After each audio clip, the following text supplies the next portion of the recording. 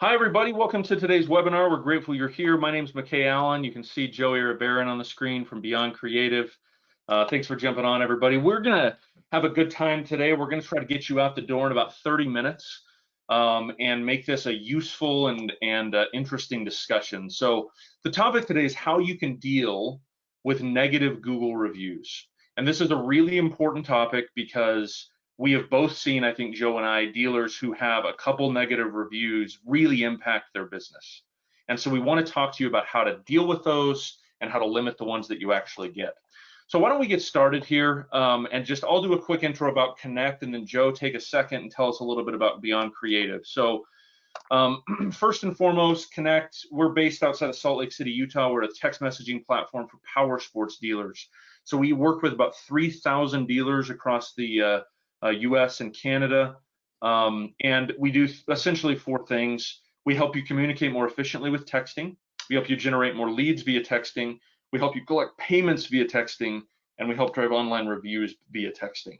So that's the background about who we are and what we do. As I said, we have about 3,000 dealers. We're integrated with every DMS you would use in the industry, and that's one of the big selling points, I think, for Connect. And you can see a smattering, if you will, of our customers right here. So Joe, why don't you take just a second here, and I'm going to throw up a couple of slides about Beyond Creative, and just give us some information about Beyond Creative, what you guys do. And you were just saying how crazy the last year was for you guys and some of the growth you had, which is awesome. Yeah.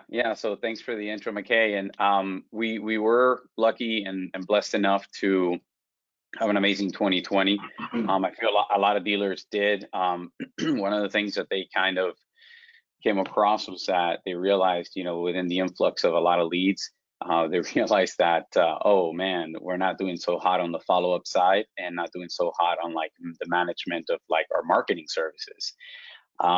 So that's kind of like where we come in, right? We help you manage the marketing that is the engine that should work hand in hand with sales, and removing the friction off of the flywheel so that you're getting the absolute most return on investment out of the money that you're putting into the marketing. We work as consultants essentially, so that we, on a custom basis, help you understand where really the money should be targeted in order for you to be able to get the most out of what you're doing for your marketing essentially. And what's on the screen is essentially some of what we do. I mean, the buzzwords that you always hear, like SEO, search engine optimization, pay-per-click, what it really boils down to is the activity that we focus on are lead generating activities. But we do it in a way where we're a boutique agency. So we don't just run these things. There's a lot of people out on the internet that can do these things. That's not the purpose. The purpose is how to be able to do them in a way that's best for your dealership, in a way that suits you, and in a way that you understand. You'll see an example of a few of our customers of, we really consider them family of the dealerships we help. And there's, quite a few more, but there'll be some that be able to speak to our skills and to how we work, and we integrate with them. Even working remotely, we become part of their team, and we help them understand their marketing. We help them grow. Awesome. Thanks for that intro, Joe. Appreciate it. We're going to have a discussion today about review gathering, about why that's important and why negative reviews are bad and how you can avoid them. I just wanted to give you a little bit more background on texting real quick. So first of all, how do we do this with texting? We turn your dealership number into a textable line. So you retain ownership of your phone number. We don't do any of that stuff, but we make it so it's a textable number. We collect web leads straight from your website with a little text us button that we put on the site. You can also collect payments via text messaging, as well as gather reviews via text messaging. Just some background. The reason I think our dealers love texting is because 98% of all text messages are opened. So with email, it's like 10 to 12%, depending on the email. But with texting, it's 98%. So if you look at your phone, like I have currently 38 unread emails, and that just jumped to 56, which is awesome. So now I got more to go through. And I have one unread text message that is my wife telling me to do something. So this is like this is all this is like most of us, right? We've got a bunch of unread emails. We read our texts though. That's why consumers want to communicate with you. It's a great way, especially in sales, to stay in contact with customers, but it's also a great way in service to get verbal and written permission on doing something quickly and not playing phone tag back and forth. Well, I need to replace this. Can I do that? And they're in a meeting and you're in a meeting. We've seen those things go on for days when you can just take care of those in 5 minutes with texting. So that's a big deal. All right, let's talk about reviews, Joe. So this is something that I think we both feel like is really important, is the ability for dealers to understand reviews. Do any of these numbers on the screen surprise you, Joe, that 93% of consumers use reviews as like the first step in choosing a dealership? What are your thoughts on these pieces of data here? So, I mean, I think that I've been so exposed to these that for me, there's absolutely no surprise. What surprises me is that there are a lot of dealers that find these shocking. And I think it boils down to probably that a lot of people don't know, and they don't realize that so much of the sales process is already happening online. I forget what the exact number is, so don't quote me, but it's something like either close to or upwards of 80% of the actual sales process has already started to happen online before they even come into your showroom. So one of those critical things that happened before is that people are vetting you, they're searching you, you know. As I've always said, where's my cell phone? Here it is. I feel lost without it. This little thing right here, you know, gives you the power of God in your hands, so to speak. You know, we can do so many things, you know, with it. And that's part of meeting customers where they're at, right? I think you and I are on the same page about that, McKay. Like they've got the power to go wherever they want. And Google makes it super easy for them because Google's all about user experience. So one of those things is reviews. They're going to look at what other people are saying about you. And then one thing, and I'm not gonna spoil it, is because I'm sure we'll get into it in a second, is they're also going to look at how you respond to those, you know, reviews, whether positive and or negative. Yeah, that's the key right there, is like responding to the reviews, and we'll dig into this. But the one that surprised me from this list, to be honest, is I think people assumed this with like, you know, restaurants or maybe law firms or something like that, that reviews were this important. But what we're seeing with dealers is that it's actually really important. Now, you might say, like, look, we're in a small town. Everybody knows who we are. We're the only dealer for 30 miles in either direction. Okay, that in that case, maybe it doesn't matter as much. But I promise you, like where I live outside of Salt Lake City, there's 50 dealers within, I don't know, 20 minutes of me. And those dealers, like when I go to buy something, I'm going to Google and see what has the best, who has the most reviews, who has the best reviews, and who has the highest star rating. So, and it's crazy to me that these are now as important as personal recommendations. Like people now trust these as much as they would trust their neighbor telling them where to go buy a side by side, right? Like that to me is crazy, but it makes total sense in terms of how we behave and buy today, you know? And McKay, I just wanted to push back on the notion that even the dealers that say, hey, we're in a small town and you know, we're the only dealer 30, 40, 50 miles out, because ironically enough, what you know, we've got dealers that are in very dense metropolitan areas such as, you know, New Jersey, New York, etc. And you know, we have to do their marketing radius at 15, 17 miles to avoid going into more competitive markets. And then we've got other dealers that we put their advertising at a radius of 100 miles. And there are people coming from actually other states to look for units. So even particularly now when people are shopping more because there has been, because of COVID, a shortage of inventory, I would actually push back a little bit to those dealers that say that, oh, it doesn't matter that much because we're a small town. Say, That's a good point. Don't be so sure. Yeah, don't be so sure, because some people, especially in those rural areas, man, they're willing to travel. You know, they're That's willing actually a to great travel. point. So Yeah, you make a good point, actually. Like I grew up in a really small town and like 100 people, and there was a town probably 60 miles away that had, I don't know, 15,000 people. But we would have driven up to Salt Lake or down to Las Vegas if we were going to get a much better deal than a dealership in that town of 15,000 people. Like we would have driven 3 or 4 hours. And in a small town, you're used to driving that far. So it's not a big deal at all. So that's a good point. That's a good point. And with cars and motorcycles, a little bit different. But the folks that are looking, for instance, for side by sides and ATVs, they tend to be a lot more specific about particular customizations that may be on the vehicle before they buy it. So that's where they're going to research. They're going to look at your inventory on the website, and they're going to be like, ooh, but I don't know. They got a 3.0 star average, rating. They're not going to want to take the 2-hour drive. They may not be as eager to do it if your reviews aren't there. Yeah, good point. Good point. The one that I want to highlight from this one, guys, is when someone searches for a dealership, this is actually going to be the most seen page. Like, this is going to be visited 5 to 6 times more than the website. So the first thing they're going to know about you, you might have spent all this money on a beautiful website, and that's awesome, and you should do that. But the most important thing is what's right here on the screen, which is the 4.2 and the 344. Like, what they know about that is like, wow, these guys have a 4.2 and they have 344 reviews. They're legit. They know what they're doing, and it's massive. Like, Harvard says 1-star increase can actually dramatically increase your revenue, not your leads, your revenue. And then this one surprised me at the bottom, Joe, how 1 negative review can actually cost you 30 customers. Now, yeah, it is shocking. That's crazy to me but I do think, like, depending on your search volume and depending on how frequently those reviews are being seen, like, that's a big deal.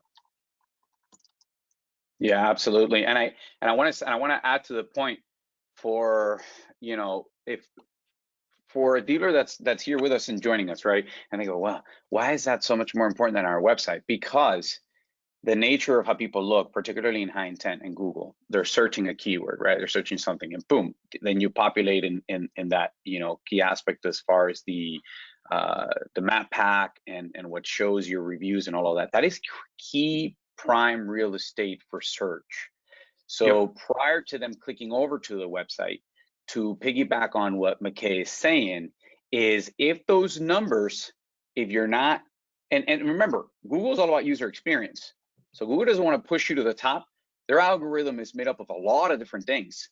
And part of for us as an agency that we work on your SEO, part of what we're looking for is also to improve your reviews, because that's actually an enormous component of what Google uses to be able to make a healthy recommendation of saying, hey, here's a business we think may be a great fit for what you're searching for, because we also see that people that have gone to that business they've had a good experience, essentially. Yep, that's a great point.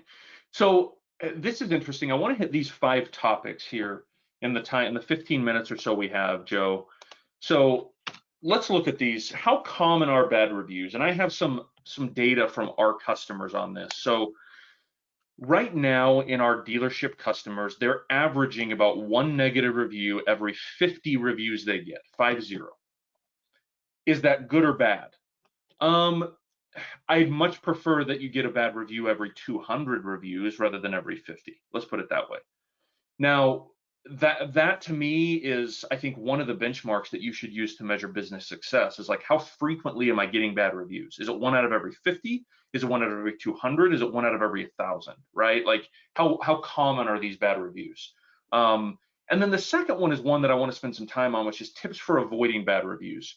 So when we do a review analysis with our new customers, what we find is, of course, when they have a bad sales experience or they have a bad service experience and something takes 4 weeks longer than you told them, yes, that causes bad reviews. But you know what the number one reason is you get bad reviews as a dealership? It's failure to communicate. So that is the number one reason dealers get bad reviews, is because during a service or sales process, they felt like you didn't communicate with them. And so they were in the dark. It's not that it took them an extra week to fix their side-by-side. It's that it took you an extra week and they didn't know it was going to take an extra week. That's the difference right there. So we believe texting solves that, frankly, and allows you to communicate better to the point that you're not going to get those negative reviews. But it's communication is really the key for all this. Like, that's what ticks people off. It's not that it took a week. It's that they didn't know it was going to take a week. I just want to jump in something going back to bullet point number 1, McKay, which is something that actually is beneficial in general for Connect, as far as helping you guys help more dealers, is that one of the things we've seen as an agency when we're working on reviews and helping customers generate reviews is that that one bad review that you're seeing on average every 50, I believe maybe data from people from dealerships that are on your database who are actively requesting reviews because of the fact that they're using Connect. One thing I want to make as like really just emphasis on is that when we come across a dealer that has no initiative for review generation, the one review, it happens in a much lower number than just 50. So we start seeing that those that don't actually actively engage and look for the positive reviews will now be getting one negative review in every 15 or every 20 or every 30. And so you could see how that is a detriment to the general average. And keep in mind, it boils down to the psychology of people. People are more motivated by being angry at you, you know, than they're going to take to the computer like, oh, I'm really upset that did this, that, than as opposed to, and that's why it's critical that you have an ongoing, constant strategy of trying to seek those positive reviews from your customers. That's an awesome point. That's a great point. We're going to hit that in depth in a second because that is critical, Joe. Now, let's go to 3, what not to do when you get a bad review. Now, this is going to this goes against every human instinct you have, because I know what I would do if I got a bad review, and that is sit down and reply to it and light my keyboard on fire with how fast and furiously I was typing, right? Like, that is the absolute wrong thing to do. Please don't do that. Like, if someone gets on and hammers your service department or hammers your sales department, your inclination is going to be to go to your office, shut the door, and just light them on fire on Google. Just go nuts. Don't do that. It makes you look petty. The last thing and it draws attention to the bad review, by the way. The last thing you want to do is do that. Don't do that thing. That is bad. And you're going to need to, it's going to make you feel better for like 5 seconds. And then you're like, dang it, why did I do that? Because once it's out there, it's out there. And it's not coming down. So don't do that. Joe, anything else to add? What not to do? Oh my gosh. I mean, I wouldn't want to touch on anything else. Well, I mean, the obvious would be like, don't put any, because I've seen this, by the way, you probably have too. I've seen dealers that will, I mean, the tit for tat is the most important thing not to do. Don't go tit for tat. And I know it's difficult to resist, because I think that even though ideally we always say the customer's right, we know that there's a certain extent when they become belligerent and unrealistic, and that some people it's very difficult. And some people you may not even want as your customers. The point of it is that in this forum of the reviews, a negative review, and I don't want to blow what we're going to get into as far as how you can turn a negative review into a positive. But the aspect of how you mitigate that negative review is going to be what's going to allow you to turn it to your advantage. If you used it as an opportunity to badger back or to hit back, that is going to look negatively on you. Yep. Mark my words. It is what you know. Of course, we don't want negative reviews, but when the negative review happens, and a lot of people, this is speaking from personal experience, this is speaking from a lot of other people in my inner circle that do search reviews, what they're looking for is to see how the company mitigated the negative bad review. So if in that negative bad review you divulged information you shouldn't have divulged, you went tit for tat, you were rude, you know, the best thing you do is to acknowledge the person's frustration. Be apologetic to an extent that you feel comfortable being apologetic, because being apologetic doesn't always or at least validating them. Yeah. Doesn't always it's not even mean saying like, yeah, we screwed up there. It's saying, look, I get that was frustrating. Like, yes. I totally get it. That's frustrating. And then I would say too, Joe, to your point, even go as far as saying like, look, why don't you call me? Here's my cell, or just text our main number, because it's now textable. And I will personally respond to you, and we're going to figure this out. Like, if you say that, that is like, they're going to love you, and people be like, holy cow, this GM or this owner is an actual adult. I feel like that aspect of it is probably one of the greatest keys that you just added to that point, McKay. It's you know, even if it's not the owner's cell or the GM cell, but just saying something along the lines, and this is going to look different for every dealer, right? Because it's kind of personalized to them, but saying something along the lines of, hey, let's make it right. Let's work this out. You know, Even if the person doesn't respond, it's okay. But the ones that are shopping and that are looking, they're reading and they're listening to what you're saying, they're going to be impressed by that. They're going to Yes. say that, they're going to realize that, hey, you know what? Even if they do screw up, they have a willingness to make it right. And that's why going tit for tat and fighting is never, it's no bueno. Let's put it that Yeah. way. Keep in mind, your audience for this is not the angry person. Your audience for Right. this is the 5,000 people who are going to see the exchange the next month. That's your audience. Yes. Yeah. All right, Yeah. let's talk about this last one because this is the most important one in my estimation. The key is really to bury bad reviews with good ones. Like 1 out of every 50 or 1 out of every 30 or 1 out of every 80, great, whatever. But you know what solves the problem is if you have 300 good reviews. That solves your problem. Like we say, I'm a basketball player, played basketball in high school, big basketball fan. We always used to say a good shooter covers a multitude of sins. Like if someone can shoot, everything else is fine. And same thing with this. If you have a bunch of good reviews, nothing else matters. So let's talk about this for a second, Joe.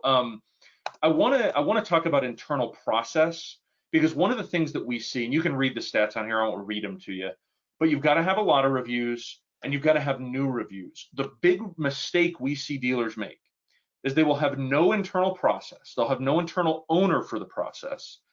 And what they do is the owner will come in and he'll be like, okay, we got to get like 50 reviews this month. And they'll have some month long, like, we're going to bribe people to leave us reviews. They've got the owner's brother-in-law leaving reviews, his sister. They've got kids leaving reviews. And then they're like, whew, we got 80 reviews. Now we're good. Everything's great. That is the exact wrong approach. Just have a constant internal process to generate reviews. Here's an example. And Joe, I'm curious for your thoughts. And I'll walk through our 3-step process for the technology side of this and how to do it. But you've got to have an internal process. So here's an example. Let's say that after every single positive interaction in service, your service manager sends out a text saying, leave us a review. And I'll walk through what that text looks like and how you do it. Or let's say after every single customer, whether it's service or sales, the person in your office who's the office manager or whatever you call that person is the person who actually initiates it. But you've got to have an internal process where every time there's a positive interaction in some way, you initiate the review gathering process. How else have you seen dealers handle that, Joe? Like the internal process I'm talking about, I'll hit the tech process, but like who owns this at dealerships in your experience? Yeah, so that's a really good question. I mean, usually the way that it'll happen is for sales, typically it won't really be the GM, but it'll be either it'll more than likely be either somebody dedicated from the sales department to do that, or the way that I often see, which works really well, and this probably is actually very often the case that you guys see at Connect, is that the sales guys will essentially, once they're delivering a unit, they'll I believe Connect has an app, if I'm not mistaken, right? It's not just web based. So like from right then and there, they can actually say they can actually request the review, from the customer, and most sales guys, they kind of feel it. They know like this guy's happy, and you want to catch them right then and there too, because without being pushy, by the way. It doesn't mean like, hey, you know what? If you're happy right now and you're happy with with the service and everything's up to par, and I believe you should pose it as a question. Are you happy? And you're more than likely, most people will say yes. You want to try to get them to say yes. Once they say yes, and you've asked a few questions like, are you happy with the service you've received today? Are you really happy with your unit? Did we clean it? And is it nice and beautiful and shiny, ready for you? Yes.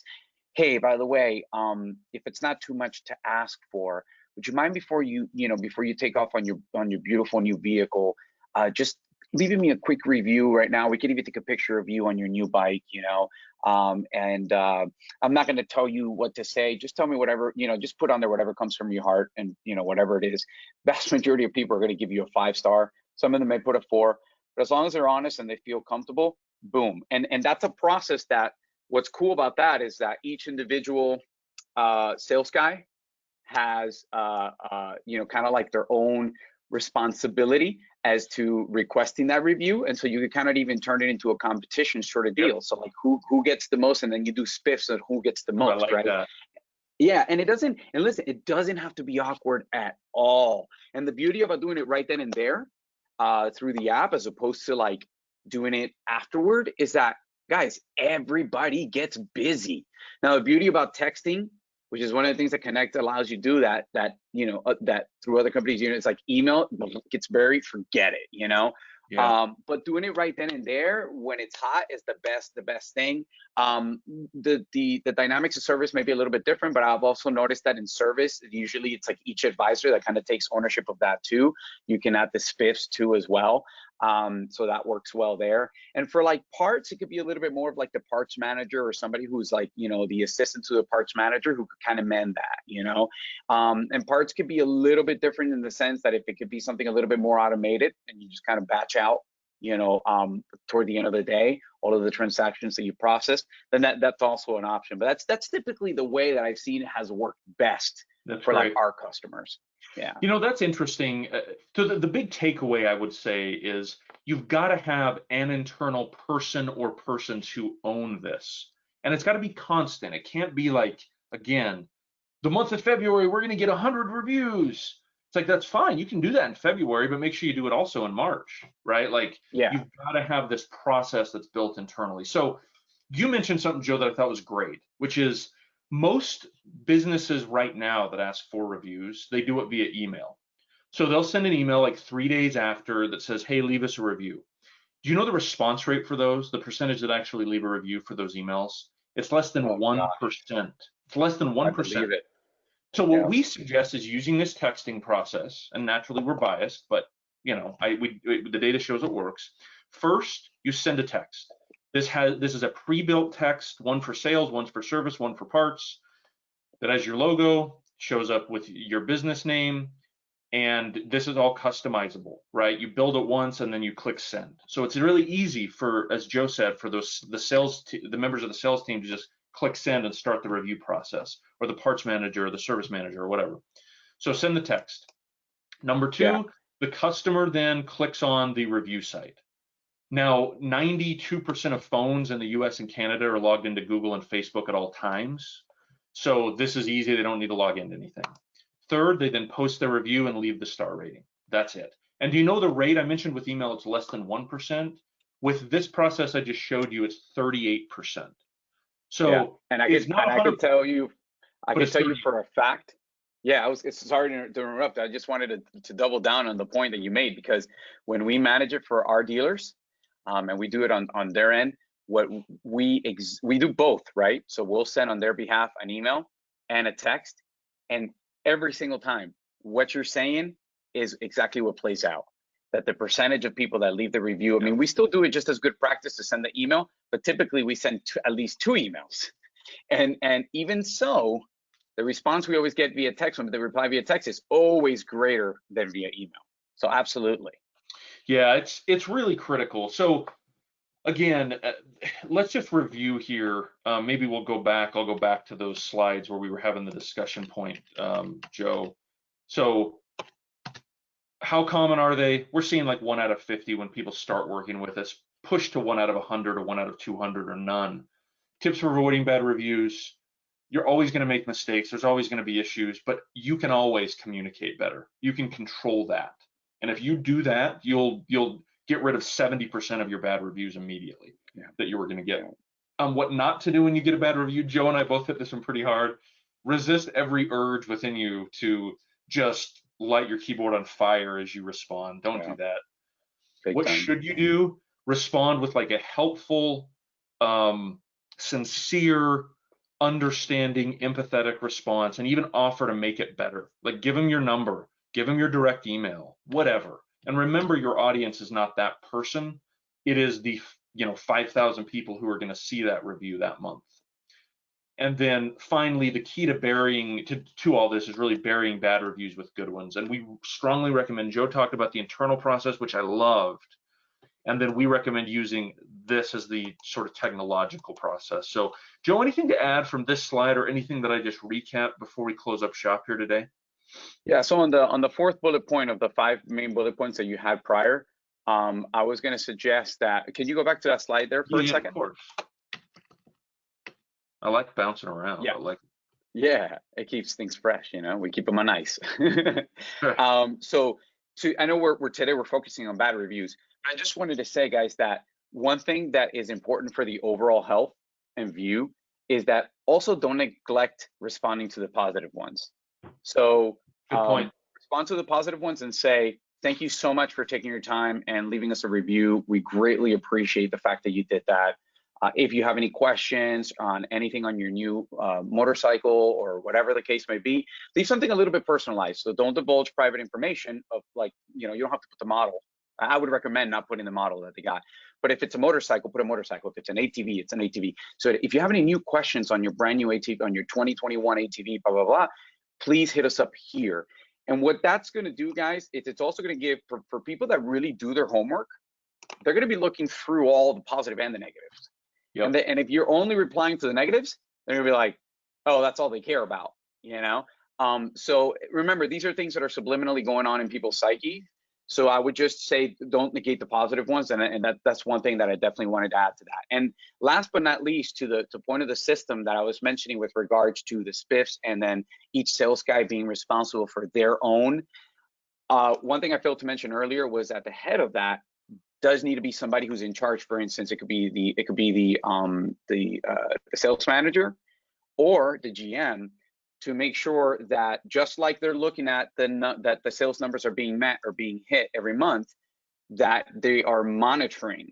So how many did so and so get? And that accountability aspect of it is an important component that I failed to mention earlier on, that is going to be critical to making sure that you don't fall into the trap McKay mentioned of, like, okay, you did it for the month of January and February, and then we just completely Seriously. missed the boat. On the day, because that's what it does. Like, they just go full steam first couple months, and then it falls. Because why? There wasn't somebody up top that was just looking at that accountability and looking at the numbers, even if it's twice or once a month. Yeah, that's a great point. We see it all the time. You'll see it on Facebook, especially, like all these contests people will run. And I have no issue with Facebook contests, don't get me wrong. But what you see is this really crazy spike in reviews and then nothing for 6 months.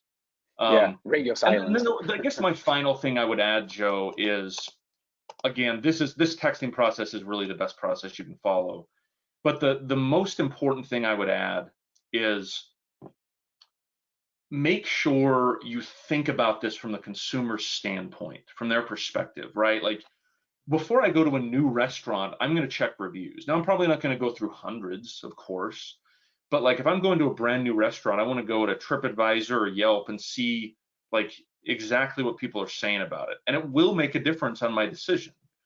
And if we all do that for a plate of pasta or a burrito, of course you're going to do that when you're spending $18,000 on a side-by-side or whatever, right? Like, that's Exactly. human behavior. So don't just think, reviews are for restaurants and lawyers, and, like, no, I promise you, people are looking at reviews for your business, for your dealership. So, Joe, any final thoughts before we close up? No, I think that was solid. I don't know if we did have what do you call it, a Q&A today or not. But I think we've covered the most important things without Yeah. getting people overwhelmed. Good. Yeah, if there are any questions, I failed to say that at the start. If you do have any questions, type them in the little question area on the right-hand side of your screen, because we know this is an important topic for dealers, and we want to make sure we answer all the questions that you have. So if you do have questions, type them in there, and Joe and I will address them right now. Let me, while people are thinking of questions to type, just hit a couple that we hear a lot with this topic, Joe. The first question we hear a lot, relative to reviews, is, how many reviews do I actually need? Like, total. Yeah. I guess my answer to that question is, we showed a slide a moment ago that said you've got to have at least 50 and ideally 150 plus. I actually think that's the wrong answer, even though it was on my slide. I think the right answer is new reviews every month. Whether you have Yeah. 2 reviews or Yes. 500 reviews, you need 30 more in January. So more is the right answer, Joe. I don't know if you'd agree with that. I do. I mean, I think Well, there's a couple things, couple thoughts. Couple thoughts to that is there's, and you probably know this number better than I do. There is like a magic point between like 250 to 300, where it kind of like it's a really arduous like uphill battle before 250 to 300. Once you Yep. break that point, it kind of becomes a little bit of a snowball effect. So, you know, if you're joining here today and you have less than those, you know, 300, 250, or if you're at 50, just really, you know, dig your heels in and work hard through that. Because then after that, something kind of magical happens. I don't know if it's something with the algorithm or whatever the case may be, but it does become easier. The second point to piggyback of what McKay said is definitely just consistency is a key. Don't have radio silence, because Google looks at that. You know, they want to look at things that are fresh and that things are being done on a consistent basis. And yeah, I think just want to say one quick thing. McKay just put on a link for my calendar meeting on the chat. For those of you that have any questions, if you book with me today, I'll give you a free session where I'll personally go through all of your reviews and make personalized recommendations and action items that you can walk away with completely free of charge to you guys. No obligation to work with us. I have a passion for helping out dealers, and you know, of course, I'll probably recommend you use a software like Connect, but you'll be able to walk away with something that's actionable as far as the plan on a lot of the things that we've talked about today, but also most importantly, personalized to where you're currently at as far as your dealer. I'll go actually personally go through the way you're replying and make, you know, recommendations on how things can improve and how you can be on a better road to, you know, having the most amount of reviews and the highest rating possible. Great, Joe.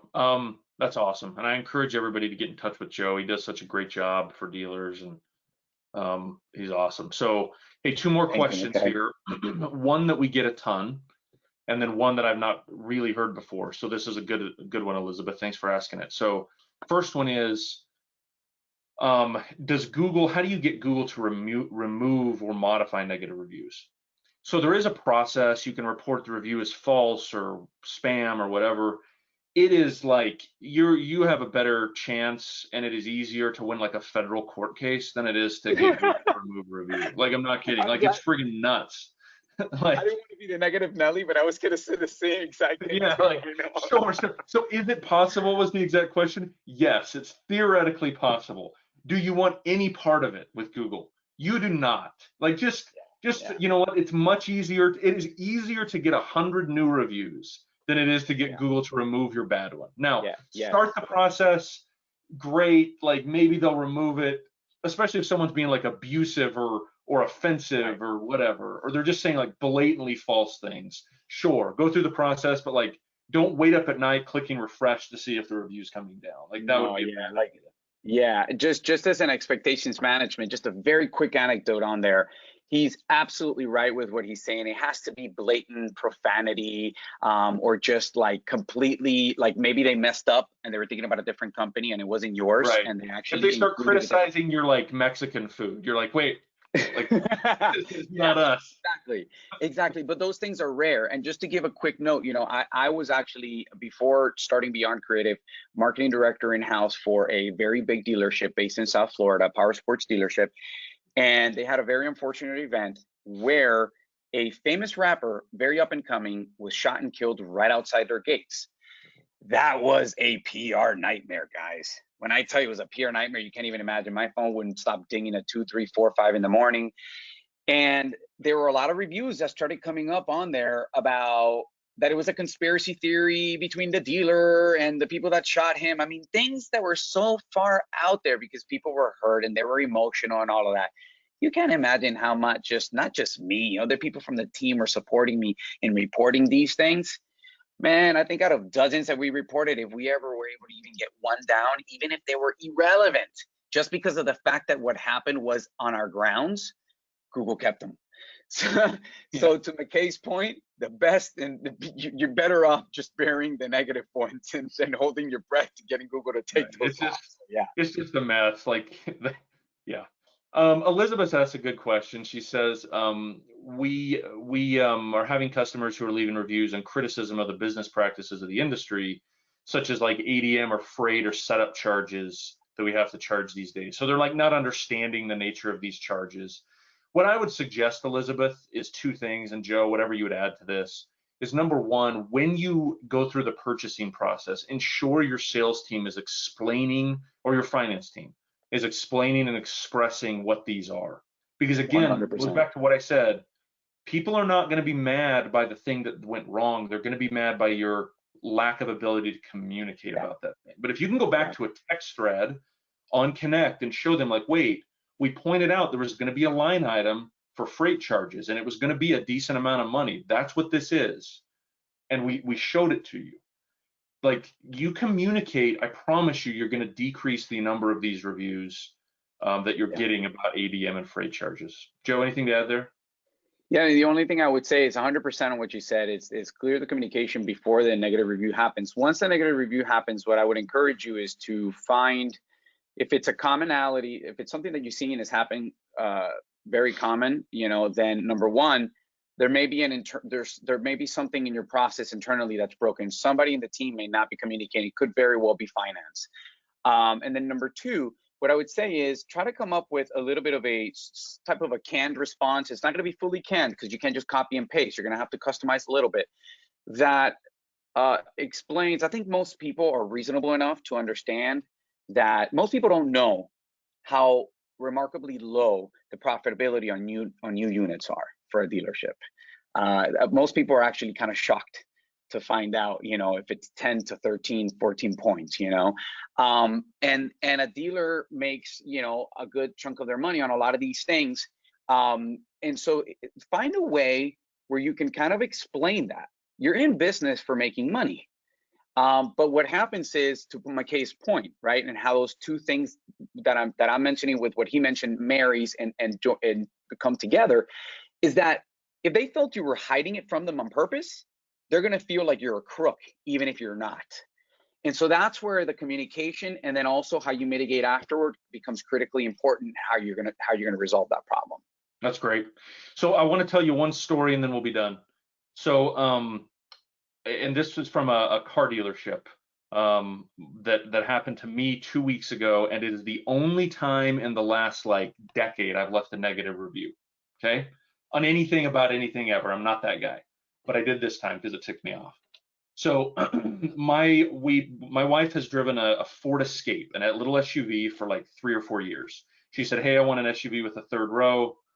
We bought her a car with a third row and whatever. Great. Well, we're going to go sell the Ford Escape. And so we took it into the Ford dealer, and because there was a little vent on the air conditioning in the back that was damaged, like one of my kids had hit it with their foot or something at some point. So we took it in. They were going to fix that. It was going to be like $42. I'm like, great. So took it in on a Thursday. They said, hey, it'll be done Monday. Come and pick it up, whatever. Well, I call Monday. It's not done.